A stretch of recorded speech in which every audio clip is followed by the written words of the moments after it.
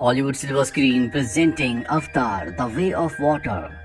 कहानी की शुरुआत में हमें जैक सली को दिखाया जाता है जो पेंडोरा प्लेनेट पर है, जो ओमाटिकाई लोगों का अब लीडर बन चुका है। यहाँ पर उसका पूरा परिवार है। जैक सली ने अब 2 बच्चों को भी अडॉप्ट कर लिया है। इसमें से जो लड़की होती है जिसका नाम किरी है, वो जैक की दोस्त डॉक्टर ग्रेस की ही बेटी है। जब वो अवतार के रूप में आई थी तो उसकी बेटी हुई थी, जिसके बाद उसकी मृत्यु हो गई क्योंकि उसने ओमाटिकाई यानी कि इस प्लेनेट के लोगों का साथ दिया था। और अब जैक ने उसे अडॉप्ट कर लिया है। यहाँ पर एक इंसानी बच्चा भी होता है क्योंकि जब इंसान इस प्लेनेट को छोड़कर गए थे तो ये बच्चा यहीं पर रह गया था। और अब जैक और उसकी पत्नी इन सभी बच्चों का ध्यान रखते हैं। जिस तरह से जैक की पत्नी ने एक बार उसे यहाँ पर हर एक चीज सिखाई थी, जैक भी अपने बच्चों को उसी तरह से सिखाता है। एक रात को जब जैक अपनी पत्नी के साथ लेटा होता है, तभी वो आसमान में एक चमकते हुए सितारे को देखते हैं जिसकी रोशनी बहुत ज्यादा होती है। जल्दी इन्हें समझ में आ जाता है कि ये कोई चमकता हुआ सितारा नहीं है, बल्कि ये इंसानों का स्पेसशिप है जो एक बार फिर से इनके प्लेनेट पर आ चुके हैं। अब जो इंसानों के स्पेसशिप होते हैं वो इनके प्लेनेट पर लैंड करते हैं, जिससे जंगल में आग लग जाती है, बहुत तबाही होती है। और अब स्पेसशिप के दरवाजे खुलते हैं जिसके अंदर से इंसान जो मशीन्स के अंदर बैठे होते हैं वो बाहर निकलते हैं। साथ ही बड़ी बड़ी मशीन्स भी होती हैं और इनके सामने जो कुछ भी आता है ये सब को कुचलते हुए लगातार आगे बढ़ते चले जाते हैं। जैक और उसकी पत्नी ये सब देखकर बहुत दुखी होते हैं, लेकिन वो इनकी मशीन्स और टेक्नोलॉजी के सामने टिक नहीं सकते, इसीलिए वो इनका विरोध नहीं करते।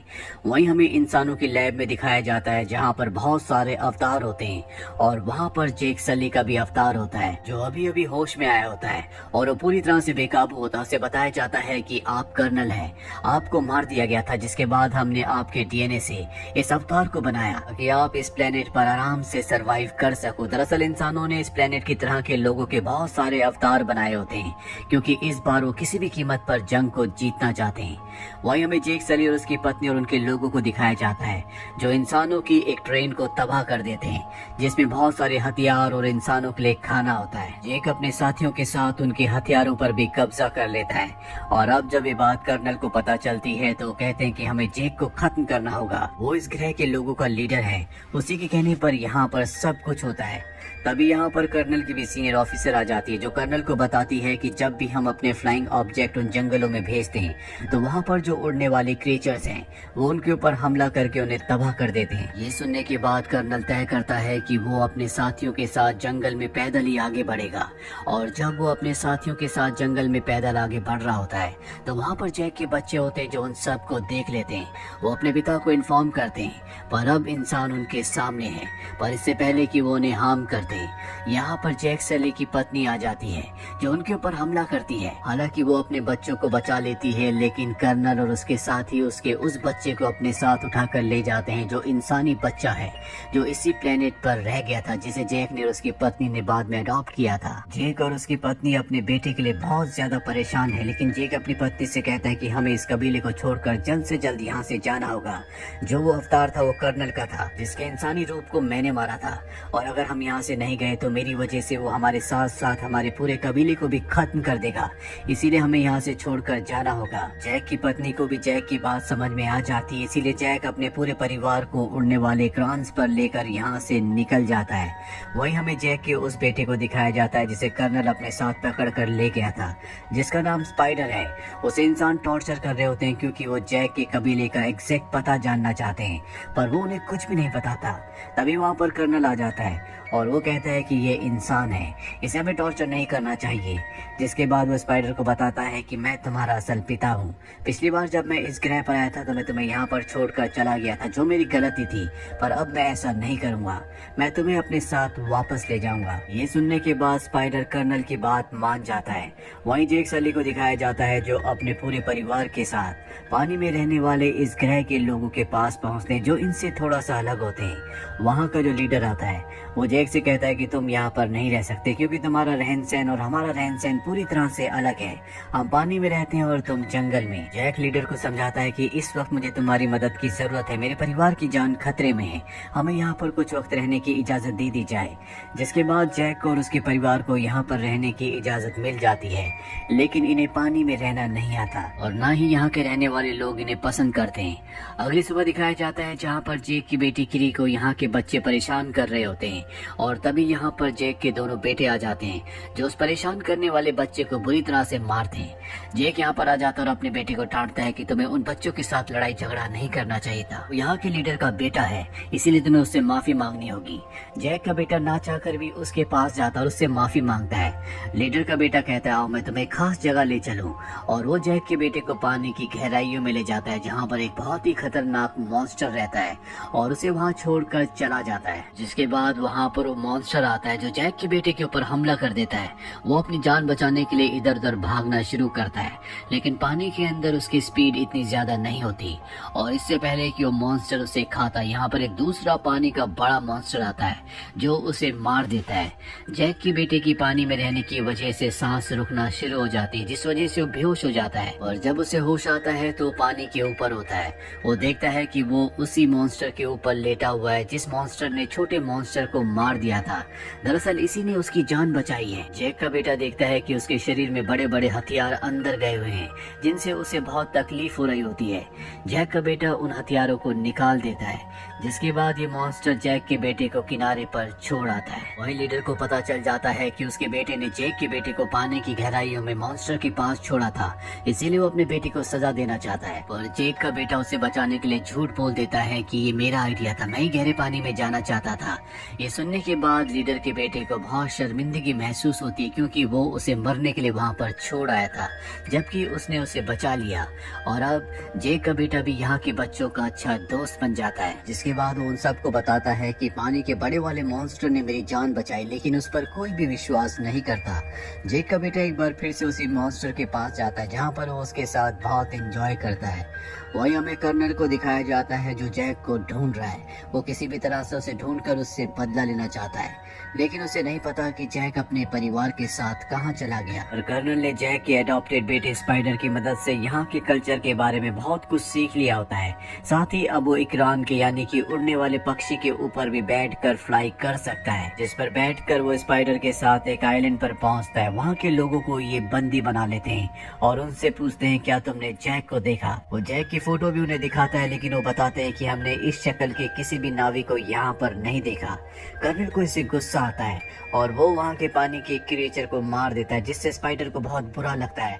वो कहता है ये सिर्फ मछली पकड़ने वाले नावी हैं, इन्हें कुछ नहीं पता। कर्नल उन लोगों से पूछना बंद कर देता है, लेकिन इस जगह को जलाकर वो निकल जाता है। इसके बाद वो कई और कबीलों के पास जाता है, पर उसे किसी भी कबीले से कोई भी इंफॉर्मेशन नहीं मिलती। वो कई नावी लोगों को मार देता है और अब जब इस समंदर के रास्ते जा रहे होते हैं तभी इनके सामने समंदर का एक बहुत बड़ा क्रिएचर जो अपने बच्चे के साथ तैर रहा होता है वो आता है। ये उसके ऊपर हमला करके उसे मार देते हैं, जिसके बाद ये उस क्रिएचर के मुंह के अंदर जाते हैं जहाँ से उसके दिमाग से ये एक लिक्विड निकालते हैं और ये लिक्विड इतना ताकतवर होता है जो भी इंसान इसे अपनी बॉडी में इंजेक्ट करेगा या पिएगा उसकी उम्र बहुत आराम से बढ़ेगी, यानी कि वो बहुत ज्यादा सालों तक जिंदा रहेगा और अर्थ पर इसकी जो कीमत होगी वो करोड़ों डॉलर्स में होगी। अब ये सब के सब लोग यहाँ से चले जाते हैं। अगले दिन वो कबीला जिसने जैक और उसके परिवार को उनके यहाँ पर शेल्टर यानी कि आसरा दिया है, वो इस मरे हुए क्रिएचर को देख लेते हैं और समझ जाते हैं कि ये सब कुछ जैक की वजह से हुआ है। वो जैक से कहते हैं कि तुम्हारी वजह से इंसान यहाँ तक पहुँच गए जो अब हमारे क्रिएचर्स को मार रहे हैं, जो हमारी दुनिया का हिस्सा है, लेकिन अब इंसानों को इसकी कीमत चुकानी होगी, इसीलिए हम उनके ऊपर हमला करेंगे। वही जैक के बेटे को दिखाया जाता है जो समंदर में एक बार फिर से अपने क्रिएचर से मिलने के लिए जाता है जिसने उसकी जान बचाई थी। वो देखता है कि वो पूरी तरह से निढाल पड़ा होता है क्योंकि उसकी बॉडी में इंसानों ने एक बहुत बड़ा डिवाइस इंजेक्ट कर दिया है जिस वजह से वो हिल भी नहीं पा रहा होता और अगर उसे यहाँ से मूव करना है तो उस डिवाइस को निकालना होगा। जैक का बेटा और कबीले के दूसरे बच्चे उस डिवाइस को निकालने की कोशिश करने लगते हैं और जल्दी इंसान भी इस जगह पहुँचने वाले हैं क्योंकि वो इस क्रिएचर को जो कि बहुत बड़ा है उसे मार के उसकी बॉडी का वो तरल पदार्थ निकालना चाहते हैं जिससे इंसान की उम्र और भी ज्यादा बढ़ जाती है। जैक और कबीले के सभी लोगों को पता चल जाता है कि उनके बच्चों की जान खतरे में है, इसलिए सब के सब समंदर के उस हिस्से की तरफ बढ़ चलते हैं जहाँ पर बच्चे हैं अब कर्नल इन सब बच्चों को देख लेता है और इससे पहले कि वो अपने लोगों के साथ उस जगह तक पहुंचता, बच्चे क्रिएचर की बॉडी से उस डिवाइस को निकाल लेते हैं और उसे समंदर की गहराई में ले जाते हैं ताकि उस क्रिएचर को छुपा सके। कर्नल के लोग बच्चों के ऊपर लगातार हमला कर रहे होते हैं और इसी हमले में कबीले का जो सरदार होता है उसकी बेटी की जान जाने वाली होती है, लेकिन जैक का बेटा उसे बचा लेता है। पर अब कर्नल और उसके लोग बच्चों को जाल में पकड़कर शिप में ले आते हैं। जैक भी अपने साथियों के साथ यहाँ पर पहुंच जाता है, लेकिन वो देखता है कि कर्नल ने बच्चों को शिप के फ्रंट पर बांधा होता है, इसीलिए उन पर हमला नहीं कर सकता। कर्नल जैक से कहता है कि अगर तुम अपने बच्चों की जिंदगी चाहते हो तो तुम्हें अकेले शिप पर आना होगा, और जैक इस बात के लिए मान जाता है क्योंकि वो अपने बच्चों को, अपने लोगों को बचाना चाहता है। पर इससे पहले कि वो शिप तक पहुंचता, वो क्रिएचर जो समंदर का सबसे बड़ा क्रिएचर है जिसकी जान जैक की बेटे ने बचाई थी, वो इनके शिप के ऊपर कूदकर उस पर तबाही मचा देता है और यहाँ जैक और उसके साथियों को मौका मिल जाता है। वो कर्नल और उसके लोगों के ऊपर अपने साथियों के साथ मिलकर हमला कर देता है। इंसानों के बीच में और नावी लोगों के बीच में एक घमासान युद्ध हो जाता है जिसमें बहुत सारे इंसान मारे जाते हैं, साथ ही कुछ नावी लोगों की भी मृत्यु हो जाती है। लेकिन इस लड़ाई में जैक के बेटे की हालत बहुत ज्यादा खराब हो जाती है और जल्दी उसकी भी मृत्यु हो जाती है, जिससे जैक की पत्नी को बहुत दुख होता है और अब वो कर्नल से अपने बेटे की मौत का बदला लेना चाहती है। लेकिन अब भी उसका एक बेटा और एक बेटी जिसे उसने अडॉप्ट किया था, वो दोनों के दोनों कर्नल की गिरफ्त में होते हैं। जैक अपने बच्चों को बचाने के लिए जाता है। कर्नल जानता है कि जैक यहाँ पर आएगा, इसीलिए उसने उसे मारने के सारे इंतजाम किए होते हैं।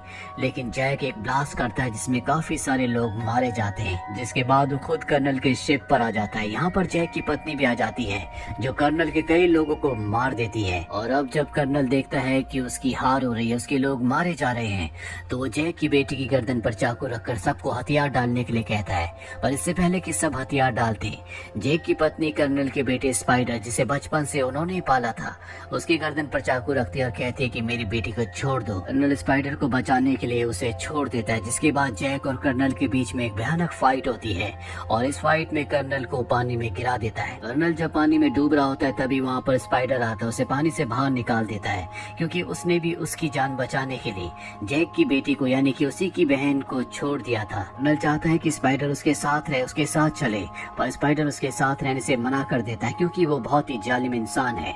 उसने कई क्रीचर्स को मारा जो स्पाइडर कभी भी नहीं चाहता था, इसीलिए वो पानी में कूदकर एक बार फिर से जैक की फैमिली के पास चला जाता है क्योंकि अब वो उन्हीं के साथ रहना चाहता है। जैक की फैमिली भी उसे एक बार फिर से एक्सेप्ट कर लेती है और अब जैक जो जंगल की दुनिया को छोड़कर पानी की दुनिया में आ चुका है, वो अपने बेटे को आखिरी विदाई देता है जिसकी मृत्यु हो चुकी है। उसे पता है कि उसकी अब इंसानों से बड़ी जंग होने वाली है जो इनके प्लेनेट पर एक बार फिर से आकर पूरे के पूरे प्लेनेट को हथियाना चाहते हैं। और इसी के साथ ये फिल्म, ये कहानी यहीं पर खत्म हो जाती है। उम्मीद करते हैं कि ये कहानी आपको पसंद आई होगी।